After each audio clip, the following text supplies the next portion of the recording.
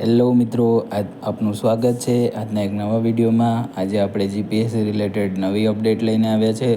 તો આમાં 5 અપડેટ છે, તો વિડીયોમાં અંત સુધી જરૂર બન્યા રહેજો। પહેલી અપડેટ છે કે જે પ્રાથમિક કસોટી અથવા મુખ્ય લેખિત પરીક્ષા યોજાવાની છે તેની તારીખ બાબતે છે। તો તમારે આમાંથી કોઈ પણ એક્ઝામ હોય તો એનો પ્રવેશપત્ર ક્યારે ડાઉનલોડ કરવાનો છે તેની તારીખ તમને આપી છે। વધુ ડિટેલ માટે જીપીએસસીની વેબસાઇટ જોઈ લેજો। નંબર 2 ઉપર છે પશુ ચિકિત્સક અધિકારીની જે ઉમેદવારો હતા પાસ થયા હતા, એમાં જે પ્રતીક્ષા યાદી હતી તેમાંથી 4 ઉમેદવારોને ભલામણ કરવામાં આવી છે, એટલે કે તેઓ પાસ થયા છે।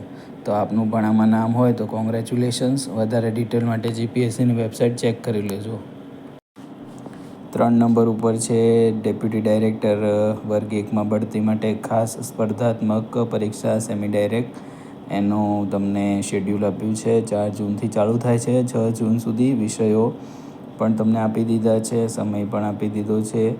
તો તમારે પણ જો આ એક્ઝામ આપવાની હોય તો વધુ ડિટેલ જીપીએસસીની વેબસાઇટ ઉપર જઈને આપ જરૂરથી ચેક કરી લેજો।